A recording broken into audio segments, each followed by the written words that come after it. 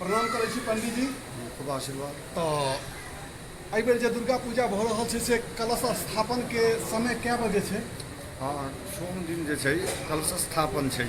हाँ और सोमक कलश स्थापन में अर्धपहरा के जो विचार कयल जाइ छै, हाँ सोमे सप्तद्वयं तथा सातम और दोसर अर्धपहरा होइत छै। जाहिमे सँ दोसर अर्धपहरा क्रमशः जँ 6 बजे के उदय व्यापनी मनबै सूर्य के तो 7:30 बजे से आरंभ भ जेतै। 7:30 से 9 बजे ई समय वर्जित रहतै।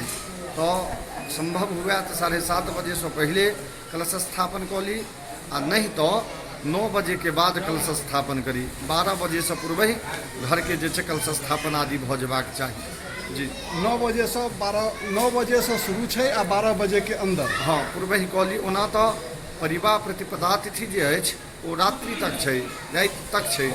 मुदा देलकै जे भगवती के आवाहन प्रातः समय में करी और विसर्जनो जे छै प्रातः के उत्तम मानल गेलैए। तो तैं दुआरे भगवती के विलम्ब नहीं करैत हमरा लोगन के 1 वर्ष प्रतीक्षा करैत छियै, तखन एहन शुभ अवसर अबैत अछि। तैं भगवती के प्रयास करब 7:30 बजे से पहले कलश स्थापन कऽ ली, आ नहीं तो 9 बजे से लऽ कऽ 11 साढ़े 11 के बीच में 12 से पूर्व ही कऽ ली। धन्यवाद पंडित जी। जय माता दी। जय जगदम्बा। जय